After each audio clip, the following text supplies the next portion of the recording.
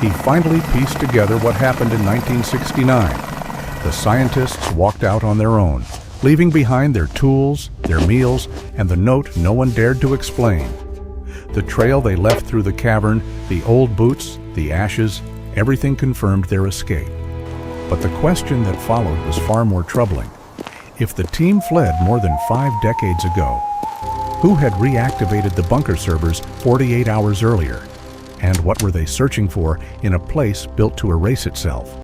The late autumn air in western Montana carried a thin, icy sharpness, the kind that sliced straight through a man's coat, no matter how well tailored it was. Pine trees crowded the ridgeline like dark sentinels, their needles trembling in the persistent wind blowing off the distant mountains. Morning clouds hung low and heavy, smearing the sky in a dull gray. It was in this cold wilderness, miles from any small town and hours from Missoula, that a strange signal appeared on a CIA satellite feed, pulsing weakly from deep below the soil. The origin, Vault S9, an abandoned nuclear bunker sealed in 1969 after the documented collective disappearance of its research team. Ethan Ward arrived on scene just after sunrise. He stepped down from the black CIA helicopter with a calmness that always seemed to follow him, even in hostile territories. Ethan was 37, tall, broad-shouldered, and impeccably dressed despite the terrain. Dark tactical suit beneath a long black coat, polished boots already gathering dust. His face carried a quiet, thoughtful measure, the kind that looked carved rather than aged, with steel-gray eyes that missed nothing. A faint scar along his jaw suggested past missions he didn't speak of. Ethan was known inside the agency as disciplined, elegant, and unnervingly composed, a man who fought like a ghost and thought like a scholar. Yet beneath the controlled veneer lay a subtle melancholy. Born from years of walking in and out of lives, he could never stay in for long. The landing zone was silent except for the thrum of the rotor blades. Ethan tightened his gloves and approached the entrance hatch of Vault S9. An enormous slab of steel embedded into the hillside, painted with the fading stencils of Cold War warnings. He handed his identification to a young technician, then watched as the reinforced lock disengaged with a grinding metallic groan. The hatch opened slowly, exhaling a breath of stale, cold air. Inside, the bunker lights flickered faintly, but remained functional. Ethan stepped into the corridor, flashlight in hand, though he hardly needed it. The overhead bulbs glowed with an eerie consistency, powered by a backup generator that should have died decades ago. Instead, the generator hummed quietly in the background at low output, a sound that made the hairs on Ethan's neck rise. The deeper he moved, the stranger the signs became. The dining room still held faint traces of recent use, a ceramic mug left drying on a rack, a chair slightly pulled back as if someone had just stood up, and a stainless steel kettle still faintly warm when he touched it. Dust patterns on the counter were disrupted by fresh fingerprints, yet there were no people, none at all, and the bunker's temperature suggested someone had been present within days. Then he saw it, a single slip of yellowed paper placed deliberately at the center of a metal table. The handwriting was hurried but legible. "We cannot stay any longer." Ethan studied the note for a long moment, his expression unreadable. The message was identical to the final sentence found in the 1969 case file, written by a researcher whose fate remained unknown. But this piece of paper showed no signs of aging. The ink was fresh. Someone had written it recently. He moved toward the control room. The old computer servers sat in a row of rust-colored metal cabinets, lights blinking faintly. Ethan accessed the terminal, and what he saw confirmed what had brought him here. The system had been manually unlocked 48 hours earlier, accessed for several minutes, then locked again with a code not found in modern CIA databases. Somebody had entered Vault S9 in 2025, and that somebody had disappeared again. Above ground, in the thick of the forest, another pair of eyes watched the scene unfold.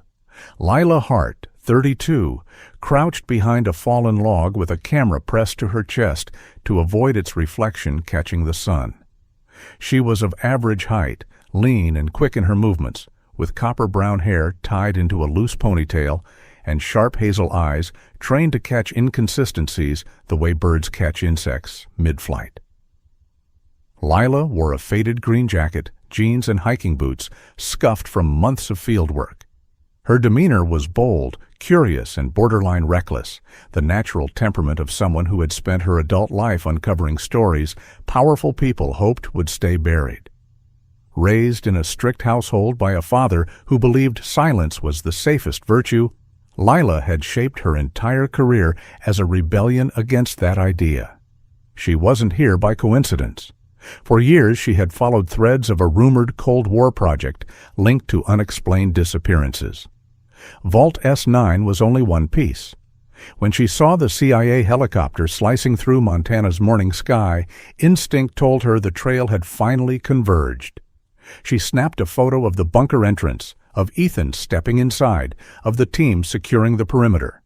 Her breath steamed in the cold air as she whispered to herself, "What are you hiding, S9?" Below, inside the steel corridors, Ethan concluded his initial sweep. No bodies, no signs of forced entry, no signs of a struggle. Yet every environmental cue insisted that someone had walked these halls within the past 2 days. And whoever it was, they left the same cryptic message the original 1969 team supposedly wrote before vanishing. Ethan exhaled slowly, the weight of the unknown settling across his shoulders. Vault S9 was no longer a closed case. It was beginning again. And somewhere above him, unaware that their paths would soon converge, Lila Hart adjusted her camera strap and started moving closer to the truth. Ethan Ward stood in the dim glow of Vault S9's lower corridor, the bunker's humming generator casting a low vibration through the metal floor. The stale air smelled faintly of dust and oxidized steel. He pulled on a pair of gloves and set to work examining the surviving data systems. If the past had left any breadcrumbs, this room would hold them. The servers were old, the kind built in the 60s with rotary switches and reel-to-reel storage units, but they had been maintained enough to still respond. That alone was unsettling. Someone had touched them recently. He opened the first archive, Psychological Isolation Test Logs. The files showed monotonous data, sleep cycles, stress indicators, emotional response recordings. But midway through, the entries shifted.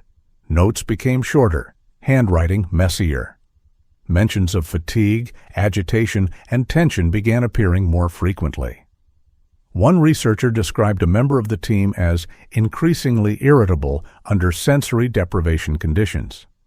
Another log noted unproductive disagreements among personnel. It wasn't dramatic, but it was clear. The participants were fraying at the edges. The second archive contained studies on long-term confinement. Charts showed how extended isolation negatively affected cognition and cooperation. Ethan skimmed through pages of clipped technical language until something caught his eye. A red ink annotation reading, "Recommend reducing test duration. Team showing signs of instability." The handwriting belonged to the same researcher who vanished in 1969. Ethan set the folder aside and moved toward the analog camera stored in a padded case. The device was heavy, box-shaped, with a cracked lens and peeling leather grip. A technician had managed to recover a few seconds of film earlier that morning, and Ethan loaded it into the projector to watch again. The film sputtered to life with sharp clicks before settling into movement. Grainy footage came into focus, the research team seated at their desks, writing, typing, adjusting instruments. Their faces looked tired but functional. Then the timestamp jumped, 14:57. No sound, no alarm. All at once, every person in the room stood up in near-perfect synchronization. They pushed their chairs back and walked, calm and steady, toward the hallway leading to the exit. The film ended just as the last figure stepped out of frame. No chaos, no shouting, no weapons, just departure. Ethan replayed it twice before shutting the projector off. The silence of the bunker pressed in close. Outside, in the cold forest, Lila Hart had spent the last hour crawling along a slope thick with pine needles. She was careful, methodical, and annoyingly persistent, traits that made her both an excellent investigator and a headache for anyone hoping to keep secrets. As she scanned the hillside, she noticed something the CIA perimeter team had overlooked: a strip of overturned soil stretching across an unmarked service road. Fresh, uneven, and unmistakably caused by heavy wheels, likely a truck. Lila knew enough about military operations to recognize that no modern convoy had been authorized anywhere near here. Whatever vehicle had passed through did so quietly and recently. She adjusted her backpack and moved closer to the restricted zone. Lila had always been tenacious, shaped since childhood by a mother who taught her that truth had value even when inconvenient, and by a father who believed truth was dangerous when spoken too loudly. Growing up between those worlds left her with a stubborn streak and a love for digging where others avoided. Her boots crunched softly against frost-hardened earth as she slipped between two pines to get a better angle on the bunker entrance. Ethan emerged moments later, flanked by a pair of young agents. His posture was composed, but his eyes carried sharper focus now, the kind that meant he had found something significant. He walked toward the tree line and spotted Lila before she had time to shift her weight. Their gazes locked, his expression neutral but assessing, hers caught between curiosity and defiance. He approached her with the kind of measured pace that suggested he already knew she would refuse to leave. "Miss Hart," he said evenly, recognizing her from prior incidents where she had gotten too close to classified operations. "This is an active federal investigation. You need to step back." Lila lifted her chin. "I was following a lead long before your helicopter arrived, and I just found tire marks leading straight to your bunker. Doesn't exactly match the official abandoned since 1969 narrative, does it?" A silent second passed, during which Ethan weighed the situation. Protocol dictated he remove her immediately. But protocol also dictated that unidentified vehicles near a classified site were a threat, and Lila had spotted that threat before his perimeter team. "You're coming with me," he said finally. "I'm not being detained, am I?" Lila asked with a half-smirk. "You're being supervised," Ethan corrected. "You already know too much to be sent away and too little to be left alone." She blinked, caught off guard by the answer. Most government agents either dismissed her or attempted to frighten her off. Ethan did neither. He motioned toward the bunker. "Walk with me, and don't touch anything." As they moved toward the entrance, Lila's gaze shifted from the steel door to the pine-covered ridge above, where the marks of the unknown truck disappeared into the forest. Something, or someone, had been using Vault S9 recently, and now she was inside the investigation, whether Ethan liked it or not. Ethan led her through the dim corridor and stopped near the projector. He played the recovered footage for her. Lila watched intently, eyebrows tightening. "They just left," she murmured, like they were following instructions. "Exactly," Ethan replied. "But from whom?" The question lingered in the stale air of Vault S9, settling between them like a shadow that had only begun to take shape. The deeper sections of Vault S9 grew colder, and the concrete walls thickened as Ethan Ward and Lila Hart made their way toward the storage annex marked on the old 1969 blueprint. The corridor smelled of mildew and aging paint, the fluorescent lights flickering sporadically overhead. At the end stood a metal door with a rusted latch that required 2 agents to pry open. Ethan stepped inside first, Lila following close behind with her notebook ready, eyes sharp and hungry for details. The room was cluttered with steel shelves, cardboard crates, and forgotten equipment sealed in brittle plastic. Dust coated everything like gray icing. In the back corner sat a weathered wooden crate with its lid partially ajar, as if someone had been interrupted while trying to move it. Ethan lifted the lid, revealing stacks of folders, loose memos, reel tapes, and personal notebooks, documents that clearly had been meant for extraction but never made it out before the shutdown. He pulled the first notebook free. The words, Project Meridian, were stamped on the cover in faded red ink. Lila leaned in as he opened it. Inside were handwritten notes describing experimental protocols, prolonged isolation cycles, sensory deprivation stress tests, and controlled sleep disruption schedules meant to evaluate how scientific personnel coped under extreme confinement. Ethan's jaw tightened as he read aloud a line. Objective: evaluate psychological resilience under total communication blackout. The next pages detailed the methods: deliberate communication interference, light environment manipulation, and sleep cycle regulation, all crafted to push the research team's endurance. It was clinical, cold, and unmistakably risky. Another folder held behavioral assessments from the final weeks before the disappearance. Ethan flipped through them, pausing at a section marked by torn edges. 3 team members exhibiting signs of acute behavioral disturbance, he read. Recommendation: remove from duty, pending review. But the report ended abruptly mid-sentence. Someone had physically cut out the following pages. Lila frowned. Someone wanted to erase what happened next. Ethan didn't reply, but the tension in his posture answered for him. They kept searching until Ethan found a narrow metal drawer pushed behind a stack of unused equipment. Inside lay several taped boxes containing field boots, ration cans, and emergency maps. One of the ration cans still bore a faded label identical to those in the bunker's pantry. Lila examined the items. Someone packed these. This wasn't an accident or a panic. Ethan nodded slowly. They left on foot, systematically. Their search shifted to the far wall, where an old maintenance hatch sat half-hidden by a row of shelving. The blueprint had shown no hatch in this position.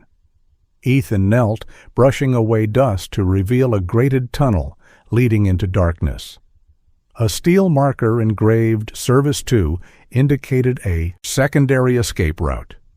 With 2 flashlights and an agent posted above ground for safety, Ethan and Lila crawled into the passage. The air grew damp and earthy as they advanced. The tunnel sloped downward before widening into a rocky cavity. After nearly 15 minutes of walking, they emerged into a natural cavern, one that didn't appear anywhere in the official 1969 schematics. The cavern stretched wide, its walls shimmering with moisture. Lila scanned the ground before crouching.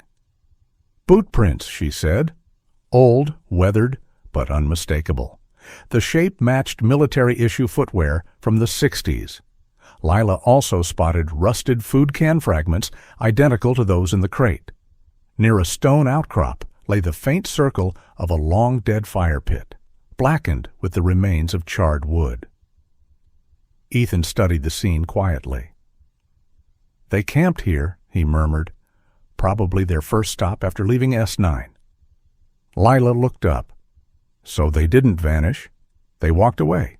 But where did they go after this? Ethan didn't answer. There were too many possibilities and too few clues. But the direction mattered. He examined the cavern's far wall, where a narrow opening led upward toward the forest. That way, he finally said. Before they could continue, Ethan's encrypted radio crackled to life. The voice of a satellite analyst emerged. Ward, we have something. A small cabin, roughly 11 kilometers northeast of your position, is transmitting a low-frequency radio signal. Not civilian, not modern. Matches Cold War-era equipment. Ethan exchanged a look with Lila. Her expression sharpened, excitement rising beneath her calm exterior. Someone out there is talking, she said, or trying to. They climbed back out of the cavern and retraced the tunnel to the bunker. Outside, the forest wind had picked up, scattering dead pine needles across the dirt. Ethan briefed his 2 on-site agents, then motioned Lila aside. "You're not cleared for field contact," he said. Lila countered instantly. "But I'm the one who spotted the fresh truck tracks. And if the cabin is connected to Meridian, you'll need someone who understands what was being tested here." Ethan held her gaze for a long, assessing second. Lila's determination was steady and unflinching, tempered not by arrogance, but by an earnest need to understand the truth. And she wasn't wrong. She had already proven useful. "You stay close," he said at last. "No improvising." "That's not really my specialty," Lila replied dryly. "It worries me that you think that's reassuring," Ethan answered. Before sunset, they were already preparing their gear. The cabin's signal pulsed faintly on the tracker, and with every passing minute, the possibility grew that someone connected to the 1969 disappearance was still out there, alive. The forest thickened as Ethan Ward and Lila Hart trekked the final stretch toward the cabin, its location guided by the soft, intermittent pulse of the radio signal on Ethan's handheld receiver. The air was colder here, the trees packed closer together, their branches rattling softly like bones clicking in the wind. Dusk stained the sky a deep amber, and the smell of wet pine clung to every breath they took. Their boots crunched over layers of needles and broken twigs until the woods finally opened into a small clearing. The cabin stood at its center, a weather-beaten structure of darkened logs and a sagging roof, smoke faintly curling from a narrow chimney. The windows were covered with thick curtains stitched from mismatched fabric. A rusty metal pail sat beside the door, half filled with melted snow. Everything about the place radiated solitude. Ethan signaled Lila to stay behind him as he approached the door. He knocked once, firm, controlled. Inside, something shuffled, then silence. He knocked again. "Federal agents," Ethan called clearly. "We need to speak with whoever lives here." After several long seconds, the door opened by an inch. A single pale gray eye peered out. The voice that followed was thin and raspy, the sound of a man whose life had been drained slowly over many years. "Go away," it whispered. Ethan held his badge to the gap. "We're here regarding Vault S9. The eye widened, fear, recognition, resignation. The door opened fully. The man who stood before them looked to be in his early 80s, though hardship had aged him even further. His frame was wiry yet stooped, his shoulders slanted from decades of carrying more than physical burdens. His hair was a scattering of white strands, uncombed and falling over a deeply lined forehead. His beard was thin and patchy, his skin marked with weather spots and pale scars. He wore a wool sweater frayed at the sleeves, trousers too large for his thin legs, and boots patched with old leather. Despite the frailty in his body, his eyes, once past their initial fear, held a depth of intelligence that had not faded. He stared at Ethan's jacket, at the unmistakable CIA crest stitched discreetly near the zipper. His lips trembled. His hands twitched as though struggling with the urge to close the door or hold it open. Finally, in a hoarse whisper, he said, You've found me at last." "Dr. Harold Pierce," Ethan replied softly, confirming what they had suspected since the satellite scan. Lila scribbled the name instantly in her notebook. Dr. Pierce nodded, the motion small and weary.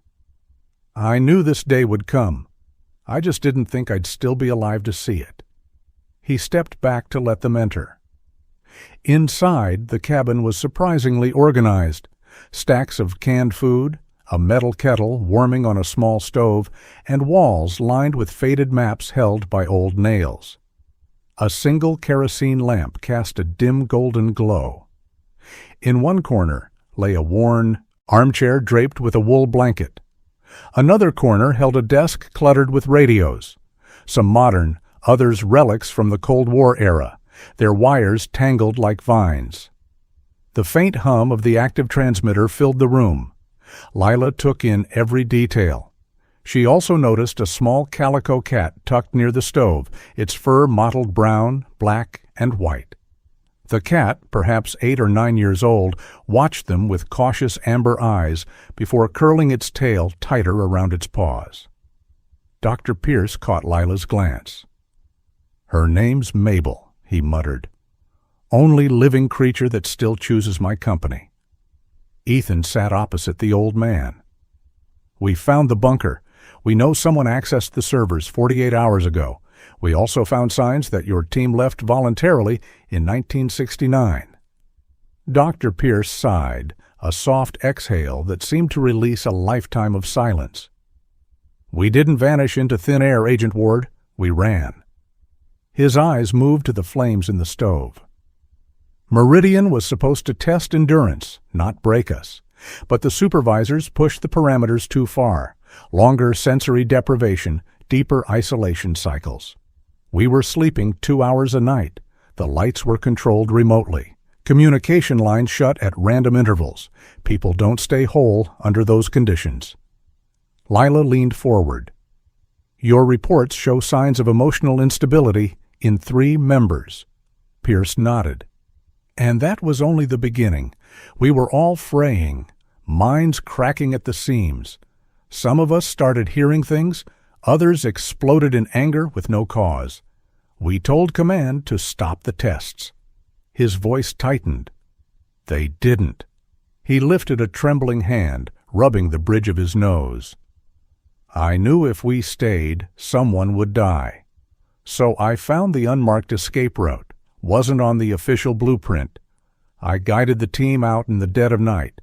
Once outside, we split. Not because we wanted to, but because it was the only way to avoid being dragged back into Meridian." His voice softened. "Some built new lives. Some couldn't bear the guilt. Some hid until they died."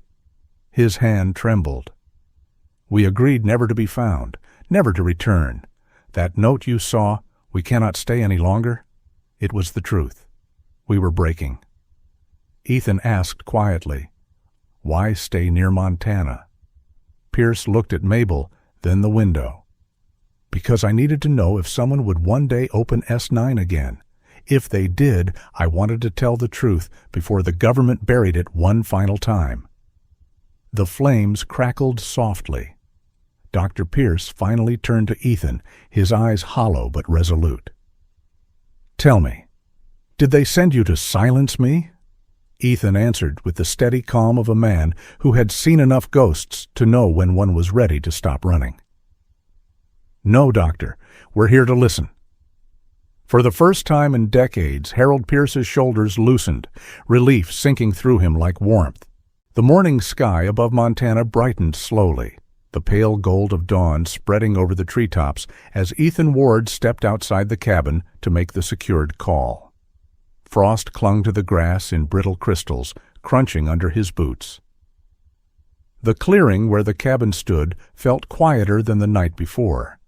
Still, solemn, as if the forest itself listened to the words he spoke into the encrypted handset. His tone was steady as he delivered the full account. The surviving team leader, the truth of Project Meridian, the escape through the hidden tunnel, and the years of fear that kept the scientists scattered and silent. There was no embellishment, no dramatics, only the facts. Ethan had always believed that the truth, presented plainly, carried its own weight. When he finished, he lowered the device. The decision came faster than expected. Headquarters requested confirmation of Pierce's identity, ordered medical assistance to the cabin, and concluded with a clear directive. No pursuit, no charges, no detentions. The government had decided to close the book, not reopen the wound. Inside the cabin, Dr. Harold Pierce sat hunched on his worn armchair, the soft fur of Mabel the calico cat brushing against his ankle. The cat, easily recognized by her mix of caramel black and snowy white patches, was alert but calm, as though she sensed the shift in the atmosphere. Lila Hart knelt nearby, packing the doctor's few belongings with a gentle efficiency. Her hands moved carefully, folding a sweater here, collecting his maps there, never rushing him, never pressuring. Though her profession demanded tenacity, she had a compassionate streak that appeared whenever she found someone weathered by time and circumstance. Pierce watched her with quiet gratitude. "Most people don't have the patience to sort through a hermit's life," he murmured. His voice was rough but not unkind. Lila offered a small smile. "I've interviewed worse, and none of them had a cat this cooperative." At that, Mabel flicked her ear as though acknowledging the compliment. Ethan stepped back inside. The warmth from the small stove washed over him, releasing the scent of burning cedar. He gave Pierce a nod. "A medical team is on the way. They'll transport you safely, and the agency will help locate any living family members." He paused, softening his voice. "They won't pursue the others. The case isn't reopening." Pierce exhaled slowly, his chest sinking in visible relief. "So, we're not fugitives any longer." "You never were," Ethan said. "You were victims of a flawed system that should have protected you." Lila added, "And now your story will finally be told, properly, not twisted." The old man looked at her, deeply moved. His expression softened, shedding decades of fear. "Thank you, Miss Hart. People dismissed us back then, thought we were unstable, dramatic, weak. But you listened." His hand trembled slightly as he reached for hers. "Thank you for hearing what no one else cared to hear." Lila's expression warmed. "You deserved that much." A knock sounded at the door. 2 medics entered, both middle-aged men with sturdy builds and calm demeanors. The first, Samuel Grady, was tall and broad-shouldered, clean-shaven with short dark hair already graying at the temples. His eyes were gentle and professional, the eyes of someone who had spent years comforting the wounded. Samuel had a quiet, steady way of moving, shaped by years volunteering in disaster relief before joining federal medical response teams. The second medic, Dr. Elena Macria, followed him in. She was in her mid-50s, slim and poised, with sharp cheekbones and a streak of silver running through her dark hair. Elena had a reputation for directness. She disliked bureaucratic nonsense, but was fiercely protective of her patients. A past career in emergency rooms had carved into her a discipline that allowed no avoidable mistakes. Both introduced themselves briefly before tending to Dr. Pierce. Elena listened to his heartbeat through her stethoscope, brows tightening in concentration. "You'll need monitoring," she said, "but you're stronger than most men your age, especially given how you've been living." Pierce chuckled weakly. "Isolation builds resilience," or so Meridian claimed. Elena's expression softened, rare for her. "It also builds loneliness. You won't be alone anymore." As the medics prepared to escort him out, Lila helped Pierce gather his last items, including a small wooden box he kept hidden under a floorboard. When she asked about it, he replied simply, "Letters to the people we lost." She didn't press further. When Pierce stepped out into the cold, a thin beam of sunlight touched his face. He closed his eyes, breathing in the crisp air as though it tasted different now, lighter, unburdened. Mabel followed him until Lila scooped her up gently. "She'll come with us," Lila said, "until the doctor is settled." Pierce gave a grateful nod as Samuel and Elena guided him toward the transport vehicle. Ethan stood beside Lila as the medics prepared to leave. The wind rustled through the evergreens, carrying with it a quiet sense of closure. After a long silence, Lila said, "I guess that's it. Decades of secrets wrapped up in a cabin in the woods."